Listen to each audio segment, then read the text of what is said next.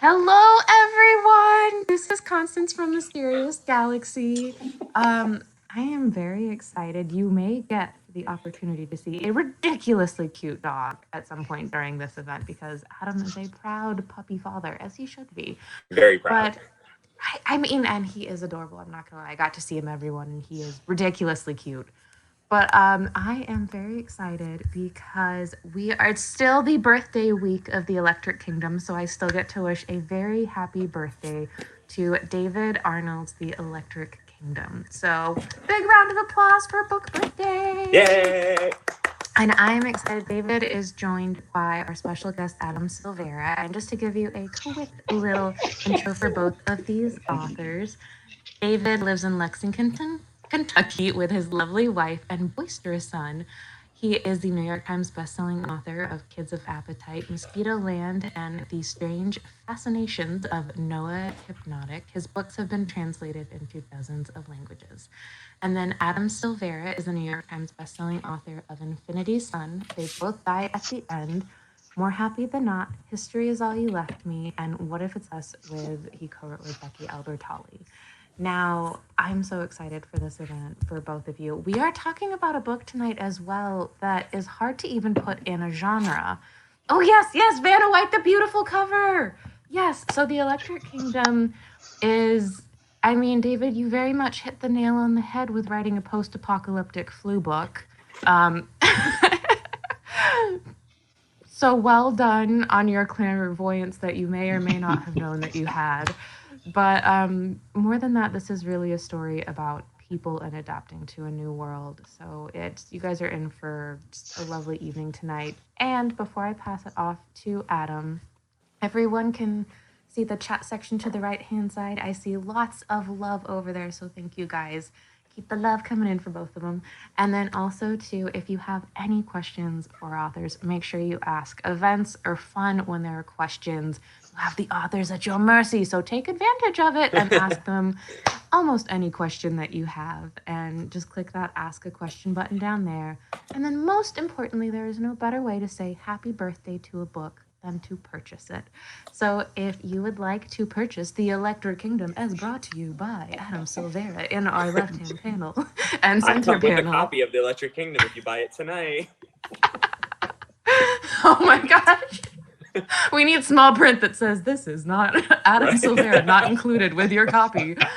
But if you would like to purchase The Electric Kingdom, which I highly recommend, there is a buy book and sign book plate button down below.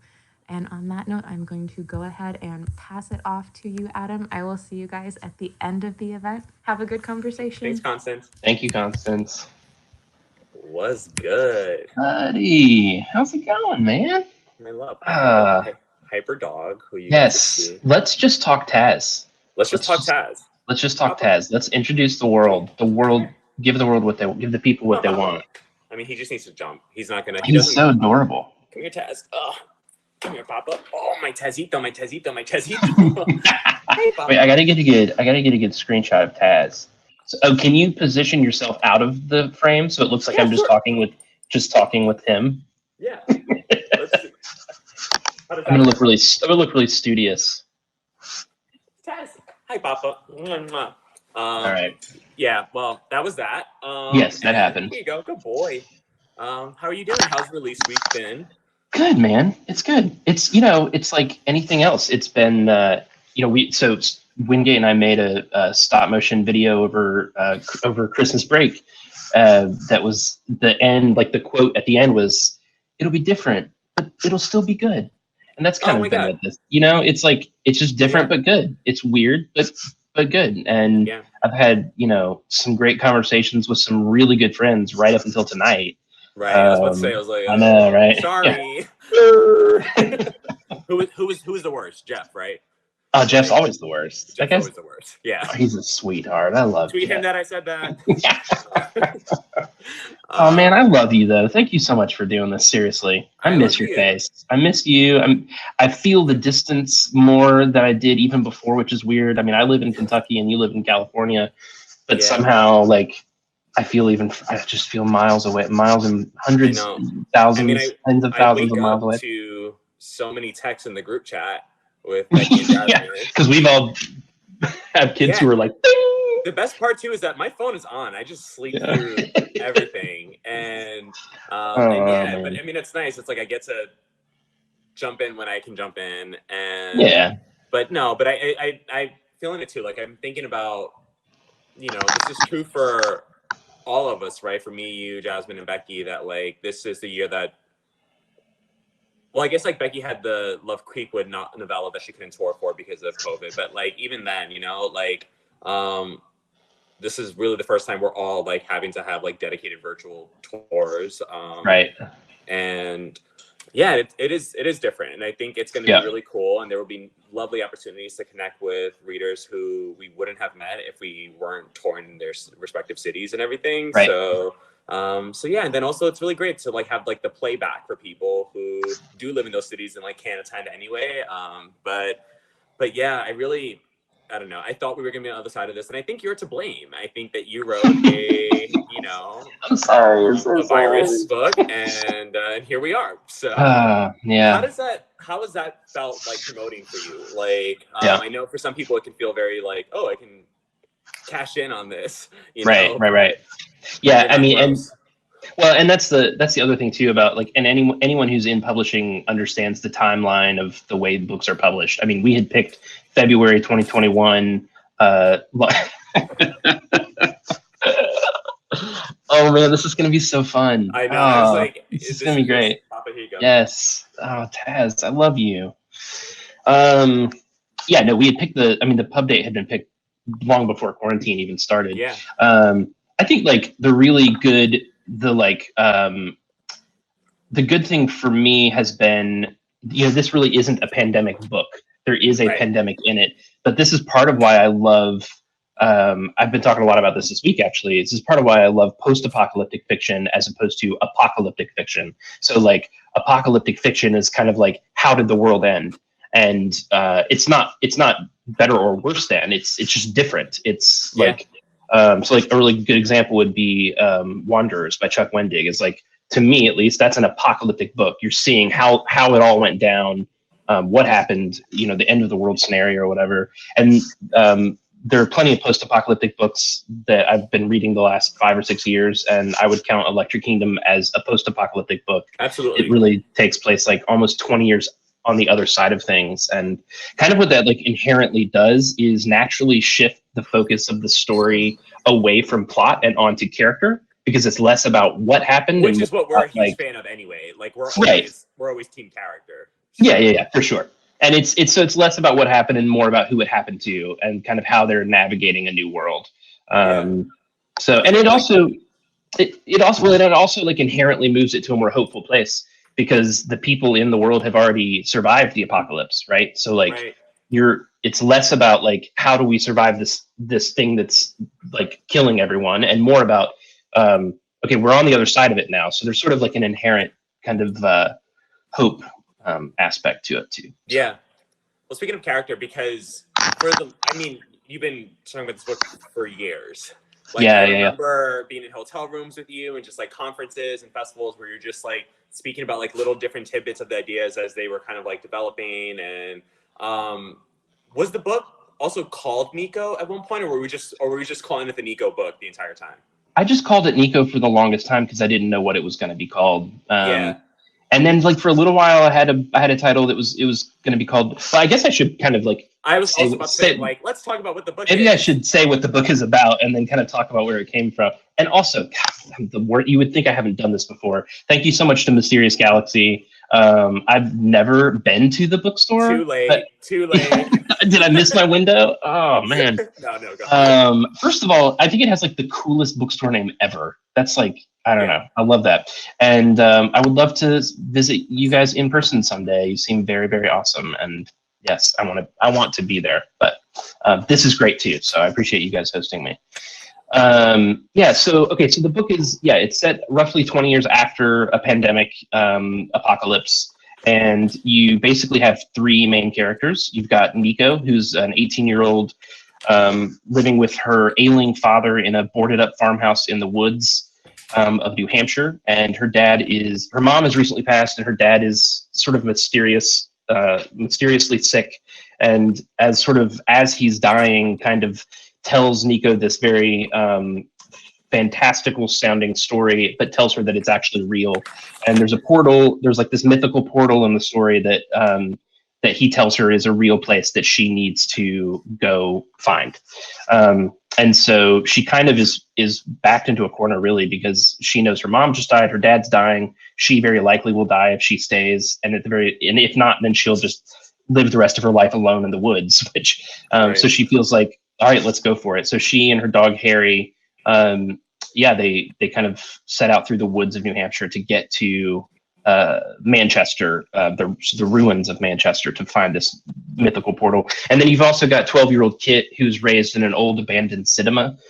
This was like one of the most fun things for me to write, because one of my favorite places in the world is Kentucky Theater here in Lexington, which has recently shut down because of COVID. So I'm really hoping that they're able to reopen at some point. But before that all happened, and before COVID and everything, they were really nice enough to let me come. They gave me like a personal tour of the inner workings of this. It's this really old, like, twin cinema. It's so just the history there, and you would go up into the back spaces of the projector room. And there's stacks and piles of old reels, and you're just like, these movies clearly haven't been played in years, but like no one's going to move them. So it's just this really wonderful place. And so writing Kit's point of view was really fun, because I could kind of just it was almost like wish fulfillment, like just put myself there and like live there. And it was just so wonderful. But Kit's mother is also dying in a similar way to Nico's dad. So something weird is going on with the adults.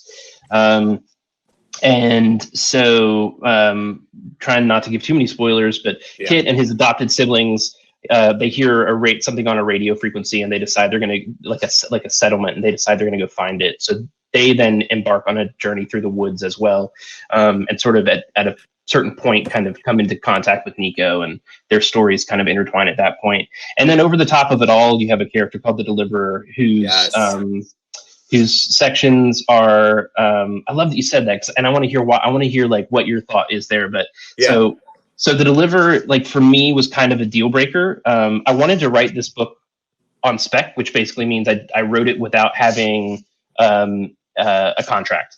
So I first had the idea back in 2013, which we can talk about, but I spent probably 2 years solely working on this book, not really sure whether it was going to go. I didn't know if anyone was going to go for it or if it was going to be published. But then when I presented it to Penguins, they've just been amazing to me, and they were fully on board from the very beginning. And I knew the Deliverer. I mean, the early draft, when we went to them with it, it was not very polished. I mean, it was an early draft, and the Deliverer's character was like, come again? Like, who is this character? Like, it was very sci-fi. I mean, they're like, the Deliverer is omnipotent and omniscient and kind of like threads different lives together. And there's like, it's a very sci-fi character in a world that is not sci-fi. So that aspect was a very strange kind of marriage, but I was really set on it from the beginning. And to Penguin's credit, and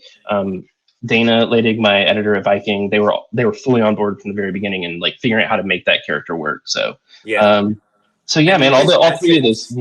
His essence, I mean, the Deliverer, like, I mean, those are some of like my favorite passages, like, in the book. You know, it's just like it just brings a completely different energy to the novel, which is already so unique, and everything. Like, I mean, those opening pages even were not what I oh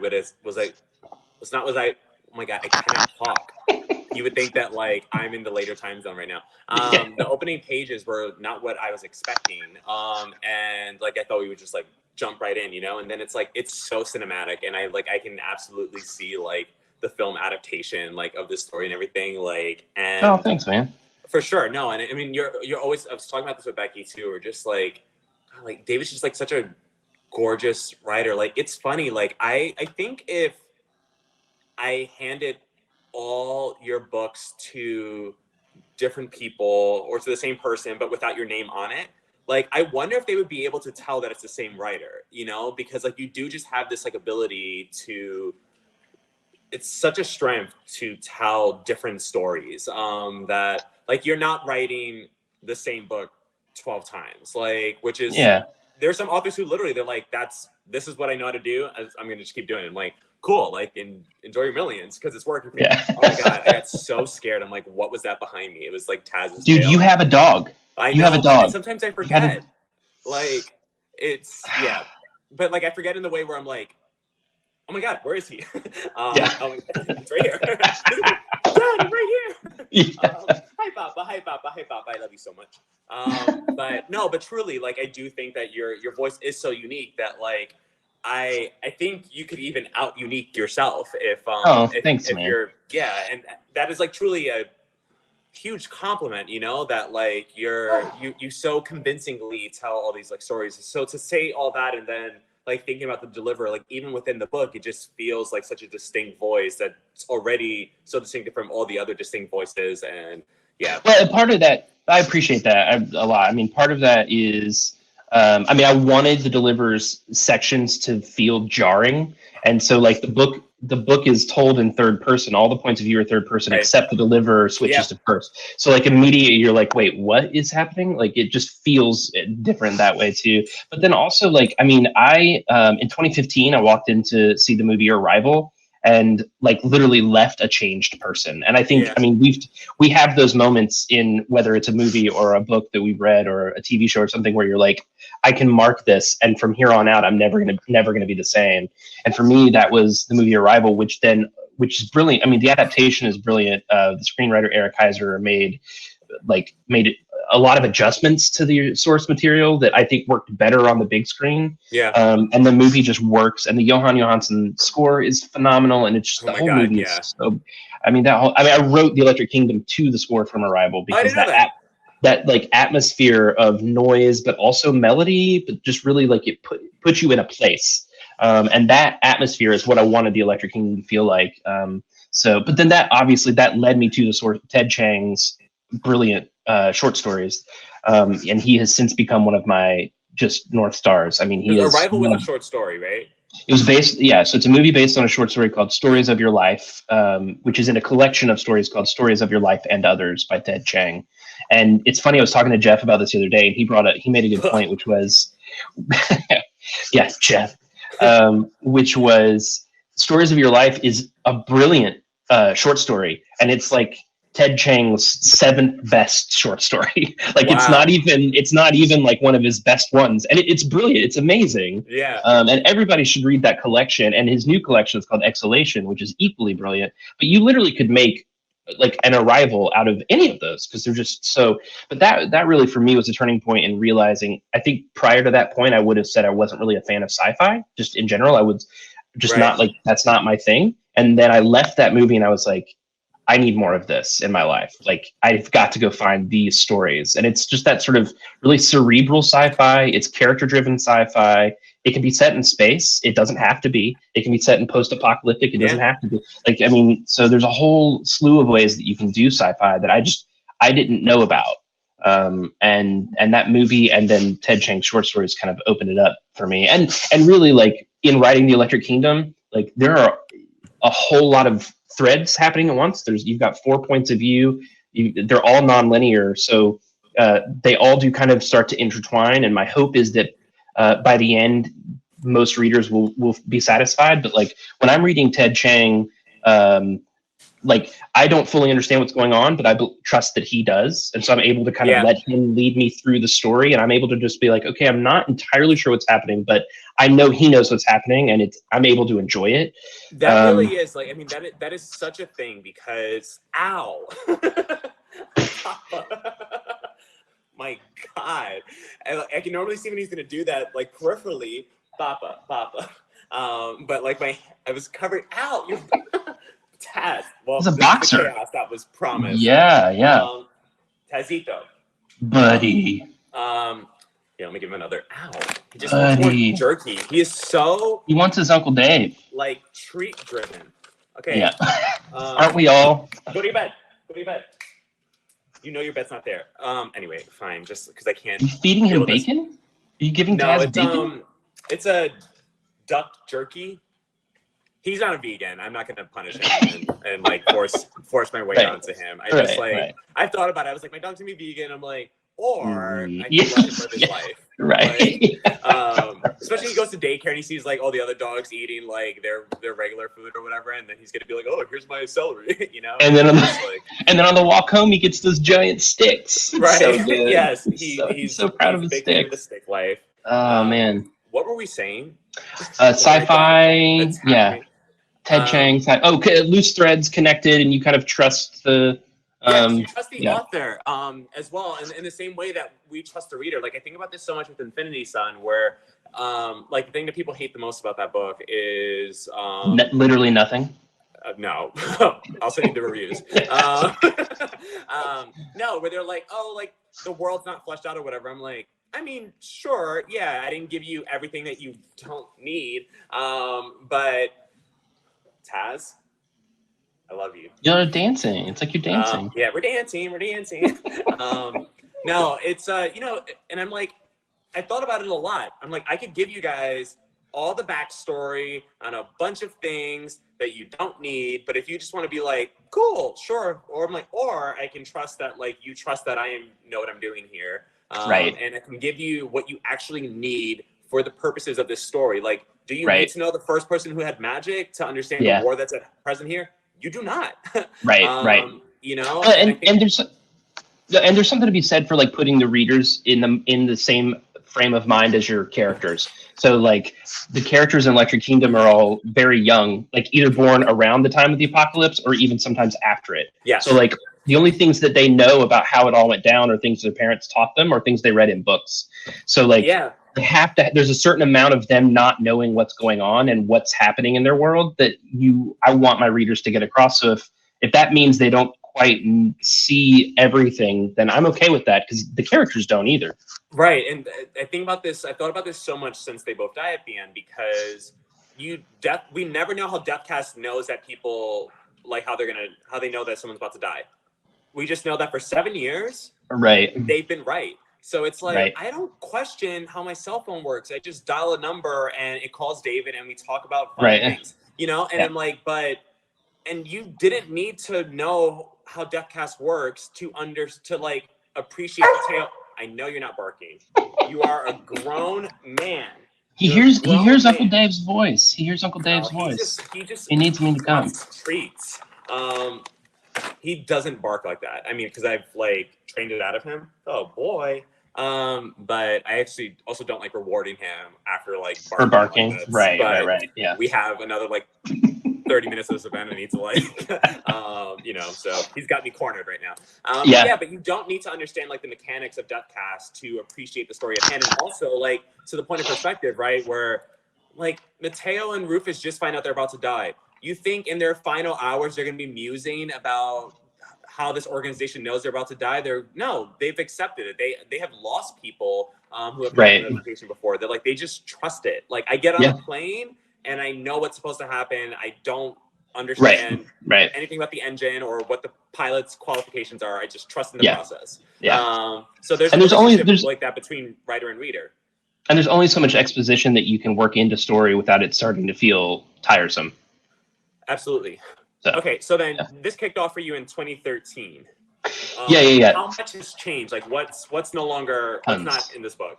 No, I mean in 2013, my son was less than 1 year old, and I was a stay-at-home dad of him, and I was working on my first book, MOSQUITOLAND, and that was my main thing. Still, I mean, far from a book deal, like just assuming I was going to write this novel that no one would ever read, and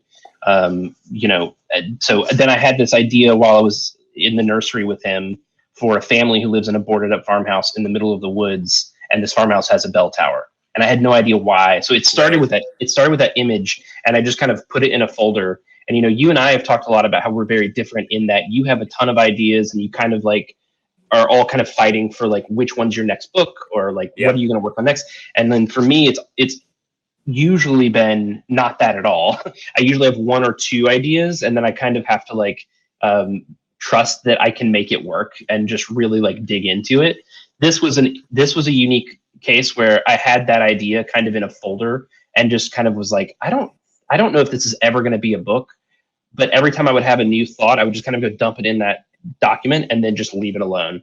So it wasn't really until about 2017 when early 2017, when I like turned my attention and said, okay, I think I'm ready to tell this story now and kind of figure out what's going on in this world. And part of it is like I don't feel like I do a whole lot of things intentionally, but I do feel like I knew early on that I wanted to tell different kinds of stories. I didn't, MOSQUITOLAND and Kids of Appetite are both contemporary realistic novels. And I knew going into my third book, No Hypnotic, that I wanted there to be sort of a speculative angle. And there is very kind of a light sci-fi element to that book. And I really had fun with that. And so part of it was like knowing, okay, I just want to go all in on something different. So, and then part of it too is 2017, you're a year into Trump and kind of wanting to just like burn it all down and start over. So post-apocalyptic felt right. Right. Just like, let's just clean slate kind of thing. And, So yeah, man, but I will say, I mean, I don't want to let the night go without speaking a little bit about, so I turned to it fully in 2017, worked on it for about 2 straight years. And really by the end of 2019, found myself in a pretty dark place, which you and I have talked about this. You were there kind of when it was all happening. And that was really, that for me, it's like one of those things where my whole life, Taz. I know dark stories are bad, but we need them. Okay. Yeah. I'll give him another thing. God. He's got you played, man. He knows. No. Yeah, withhold treats later. So, sorry. No, it's cool. So, I just by the end of 2019, I had really, so the book kind of gets dark, and I'm a very type A, like kind of obsessive creative, and when I have that idea that I love, I really just kind of dive into it like wholeheartedly, and that's always been a good thing. This was sort of the first time that I learned I can't let myself do that all the time. And I really had let the most important thing become the only thing, and kind of had sort of like put blinders on to everything else. And then, so it's like one of those things that I've heard about my whole life about and believed, of course, that your mental health and your physical health are interconnected. And then in 2019, by the end of 2019, I landed in the ER with some pretty serious health issues. And that was really when I learned that firsthand, how those things are interconnected. So, super grateful for my family. I mean, my Stephanie and Wicked are just amazing. And, we're, absolutely. And then also grateful that I got that stuff figured out in 2019. I don't really know what that would have looked like if it had carried over well into 2020. No, I feel that. But I mean, I was like, me, like I got into therapy end of 2019. Like it was like November 2019. Yeah. I'm like, oh my God, 2020 was a nightmare. Wait. You started in November when? 2019, you said? 2019. That's me too. Yeah. I thought that you started before me. I started right after Halloween because I had like a bad Halloween, and that's what pushed me into man. therapy. Same. Yeah. And I mean, I had tried a therapist in New York years ago, and I gave like 3 sessions, and he wasn't right for me. And then my therapist out here, she's incredible. But like, I'm like, 2020 was brutal with a therapist. Yeah, right. And I'm like, it's wild, but really it's thinking back to it, I'm like, for both of us, like imagine like not having been armed with that assistance, like it's true. Cause it's like, look, I talk to you guys all the time, talk to like all my friends, but like you just need a third party sometimes. Yeah. And you need someone like who is like trained for this, And even when I'm feel like in a healthy, stable, like good place, I still feel better after therapy. Like, even when I'm feeling fine, after therapy, I feel even better. So like, there's never a time when it's not a good thing for me. Yeah. And it's also just so revealing. Like, I love when I've gotten to sessions where I'm like, I don't really know what we're going to talk about today. And then same, right? Yeah, I'm like, I don't want to waste your time. My dog jumped on my shoulder, and then I'm like, and then it's like, oh, well, let's talk about why barking bothers you, And it's like, no, our sessions are not so like that. My therapist, like, we curse, like, it is like so, like, she's so perfect for me.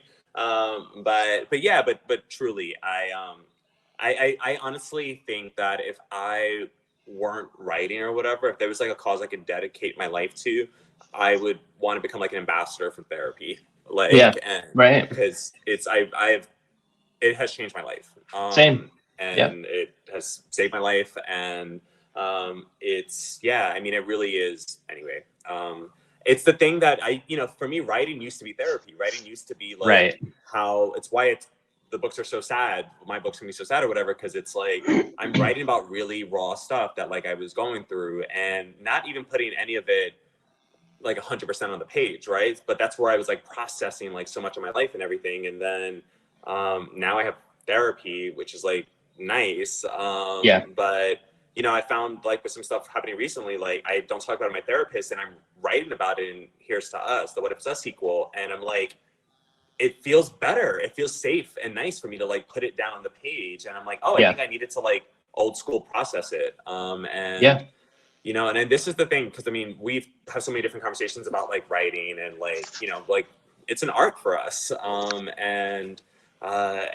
just like, I don't know, there's just different engines that it requires. And I was really thinking on the walk earlier this morning with Taz, I was thinking about you, and as you do. Like, as I do every morning. I was like, no, but I was really just like, because David doesn't put out a book like once a year, Right. And that's healthy and that's great, Like, and especially because like your books are not, there's so much that you have to know about them before like even entering them and everything. And with Kids of Appetite, it's contemporary, but like really unique structure to it as well, and so like I would argue that there's like a lot of like world building, like contemporary world building that has to go into that as well. And it's just, and you also do way more research than like I do on my books. Like I'm not like going to like old school movie theaters or whatever. I'm just like, I'm on Google.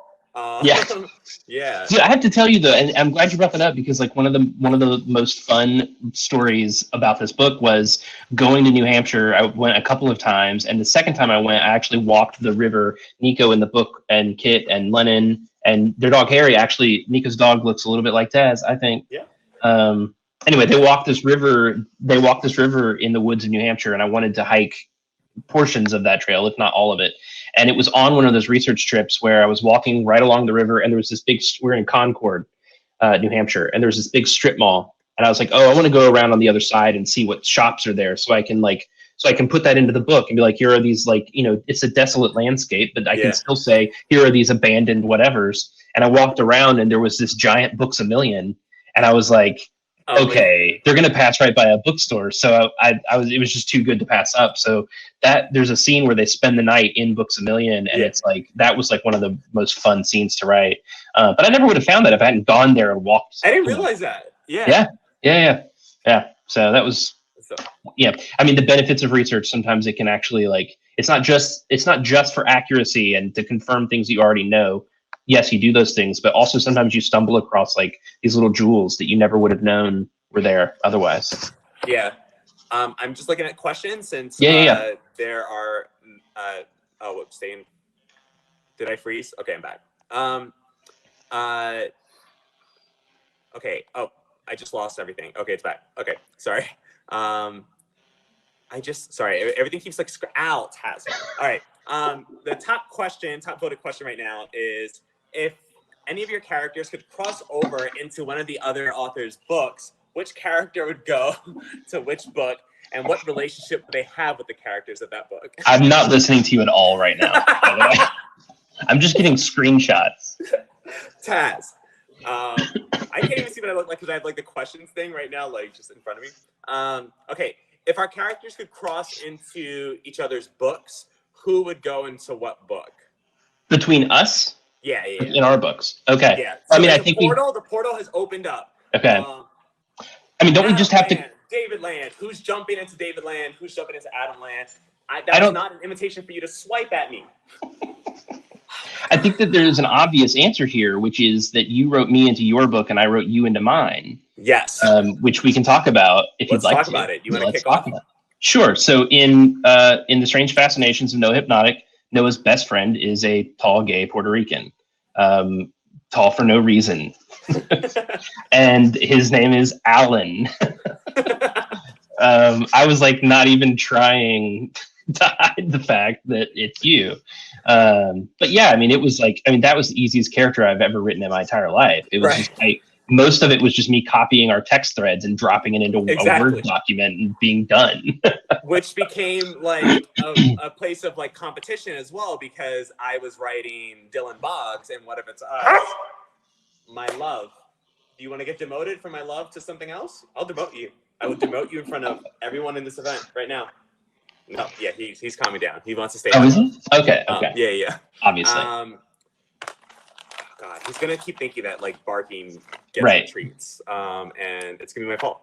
Well, it's gonna be your fault because I am doing this event for you immediately upon his return from daycare. But yeah, so Dylan Boggs is Ben Alejo's best friend, and What If It's Us? And he loves candy and he loves coffee. Excuse me, and Elliott Smith, and yeah, and the best part about this is that in each of our books, there's a we can kind of. I think we can kind of spoil it. Yeah. Yeah. There's a scene. No, hang on. Before you say that though, because I feel like, how do we frame this? Okay, so like I hadn't read What If It's Us, and you hadn't read No Hypnotic, but Becky had read both of them. Becky had read both, and so she's texting us like, "OMG, have you guys read each other's? Like, have you read each other's manuscripts?" And we were like, "No, not yet." Okay, so now you can. Yeah, so Becky was like, she's like, okay, let me know when you have. So in No Hypnotic, at some point, David writes Alan in the hospital. Like, Alan's been sent to the hospital, and I won't spoil why. And then at some point in What If It's Us, Dylan has been sent to the hospital, and we both say why. Yeah. So we both sent each other.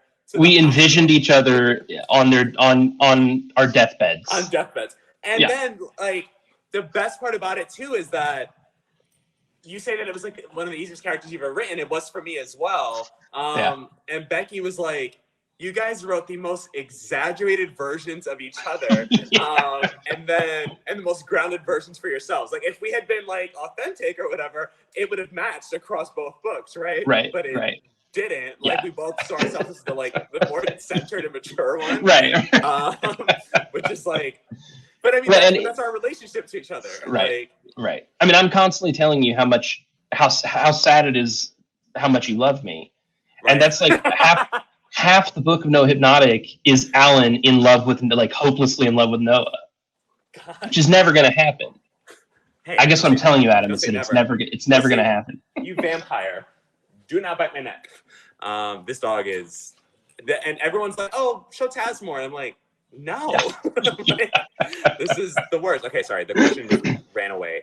There it goes. Okay. All right. This is from Sarah. Ow. I love Kids of Appetite and was so excited to see it referencing one of my other favorite books, The Outsiders. What are some of your favorite books that you read as a teenager? Also, what advice do you have for young writers? Oh man, he's gonna hurt you. What favorite books from when you were a teenager?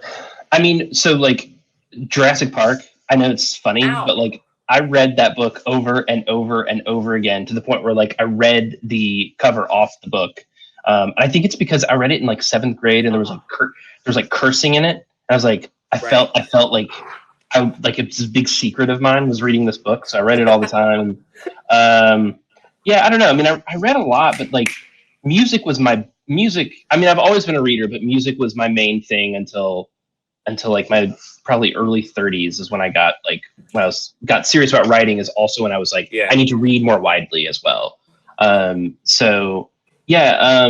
But as far as like advice, I mean, the great thing about being an author is that everybody does it differently, and there's no like right way to do it. But one thing I will say is that you really have to give yourself permission to suck.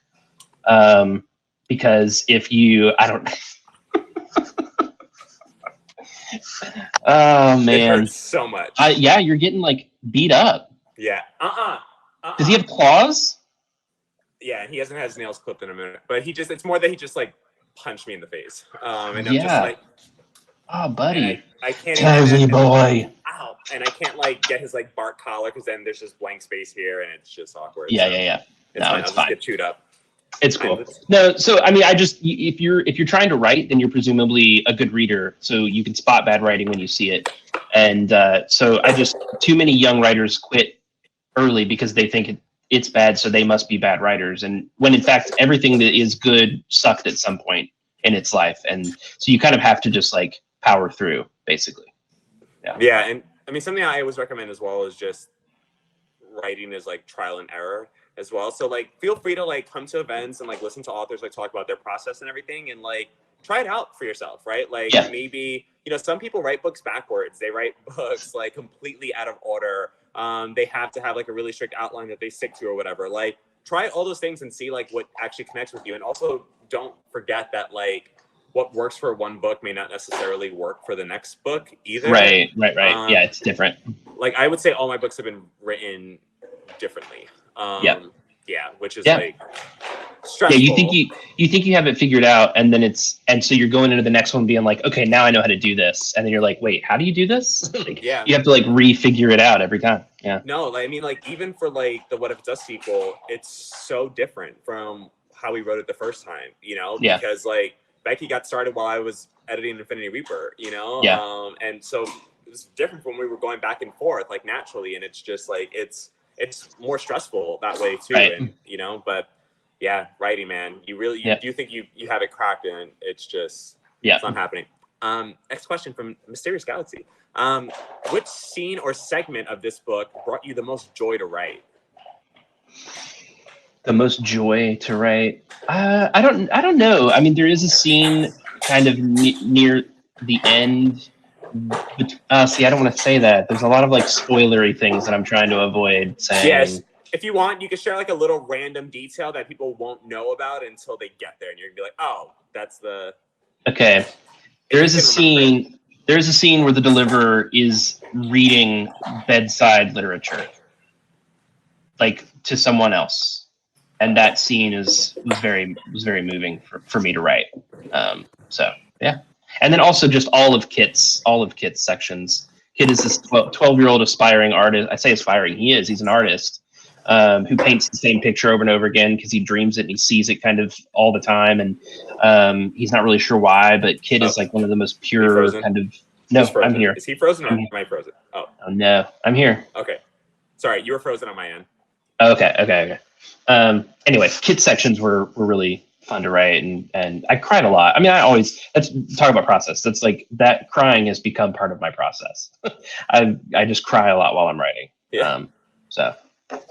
There's a question, extremely important question for Adam. That's me. And What If It's Us? There's a line about Dylan reading a book with a Greyhound bus on the cover. Is it a reference to MOSQUITOLAND? Absolutely. Love it. 100%. If that wasn't planned, that would have been the most amazing coincidence in the universe. I also love how your all's editor was like constantly telling you guys that Dylan's character was not believable, and you guys were like, "Oh, really? Look at this text that David just said." But truly, it was like, okay. Yeah. I mean, to the point where now you're like in the paperback with us, doing like in conversation. Right, the interview. Yeah. Papa. Hi, my love. Don't worry. Soon we're going to have a talk. What are you working on currently? From Damien. Hey, Damien. I can't really talk a ton about it because it's not under contract. But we're kind of in talks for things. So, but I can say like I think it's going to be a little more lighthearted than a post-apocalyptic fly flu. Yeah. It's like I think it's like more of a speculative, or maybe even a romance, which would be kind of a challenge. Oh, like a new challenge for me. Yeah. Do I know what this is? I don't think so, actually. Yeah. We haven't. This is new, because then I also have a graphic novel that I'm working on as well. So those two things kind of. No, the graphic novel is the screenplay that I wrote that you know about. Okay. Oh yes. Yeah. Oh my god. Oh my god. Yes. There's a reason that Adam's laughing. Yes, actually, I said it the other night, so I'll just say it again. It's basically zombie squirrels, but it's not really about zombie squirrels. Right. It's a subtle zombie squirrel story. Yes. Yeah. No, Subtle and really, tasteful. I can't wait for that announcement, you know, of the like, they're gonna be like, what? But again, this speaks to what I'm saying, where I'm like, you can hand someone all of your books, just strip your name on it. We're gonna be like, this is the same writer, and it's like, yeah, like the zombie squirrel got out. Oh my god, this is. And none of it's official, so I don't. Right. Yeah, I don't really know, but I'm hopeful, and that's what I'm working. What are you working on? Not much, really. You don't have. No, working on the What If It's Us sequel, and Reaper comes out March. Oh yeah, it was like no. I know you're not. I know you're not working on that right now, but right. Yeah, Infinity Reaper comes out March 2nd. Here's to Us comes out like December 28th, I think. Oh, It'll cool. Be the last Tuesday of the year. Cool.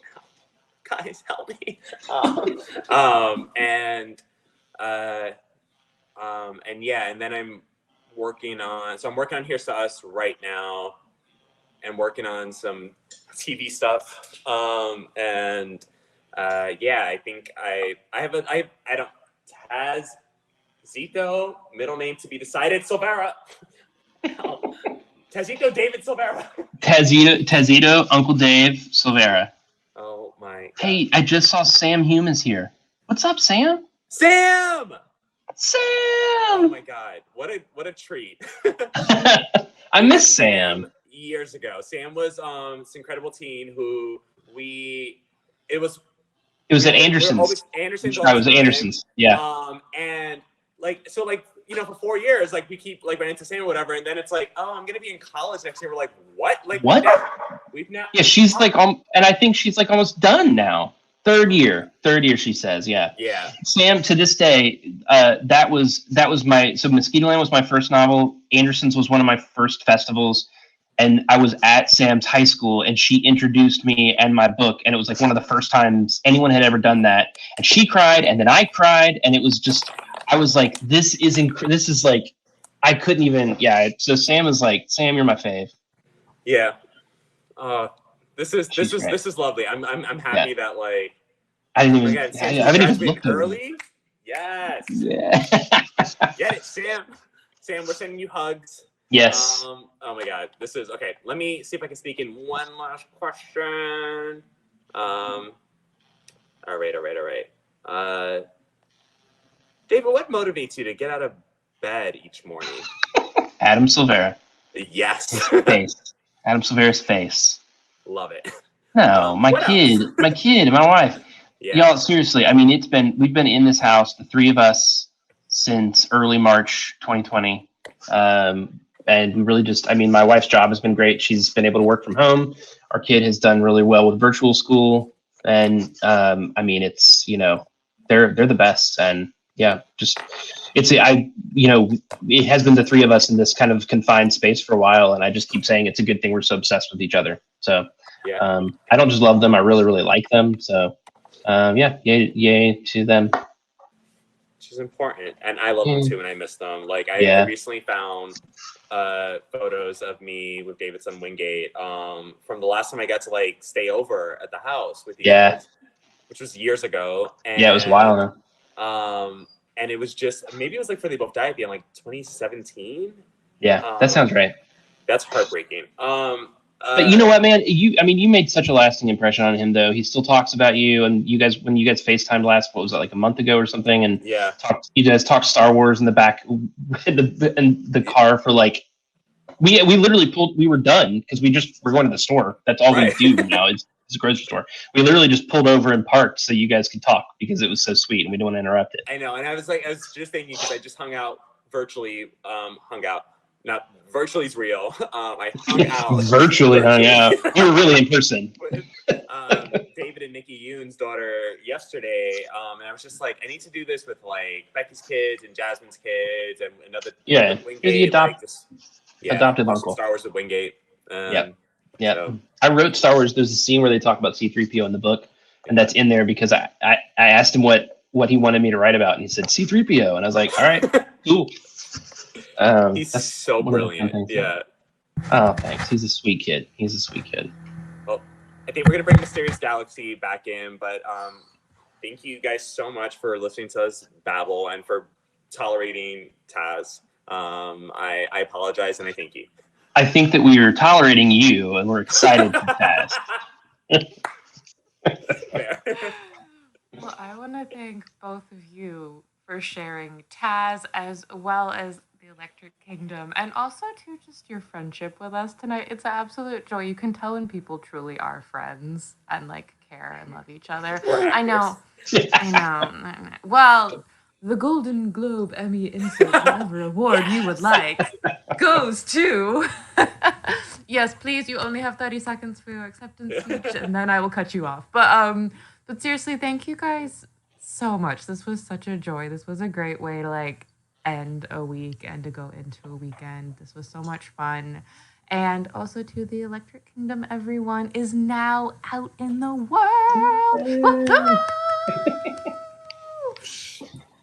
So it is, yeah. Oh, that's gorgeous. There's a beautiful show them the thing again. There's a beautiful little. So that's actually done by the guy who did the artwork for Bon Iver's self-titled record. That's beautiful. Did this art? It's so gorgeous. I really fell in love with it as soon as I saw it. Ow. There you go. I feel like that would be an amazing tattoo. That's like where my mind goes. I hadn't even thought about that. That would be a cool tattoo. But go out. Now I'm doing it. Now I'm like tangenting on you guys. But everyone, thank you so much for joining us tonight. I think Taz is going to kidnap Adam and take him away and demand all of the treats. I think Taz went viral tonight. You know. Yeah. I think he did. But I think then there is no better note to say than Taz recommends the Electric Kingdom. And based off of Taz's and Adam's blurb for this book, as well as all of our booksellers and everything, go get the Electric Kingdom. And thank you so much for a lovely evening, and we will see you guys later. Everyone have an amazing weekend. Thanks, you guys. Great weekend. Bye, guys. Bye.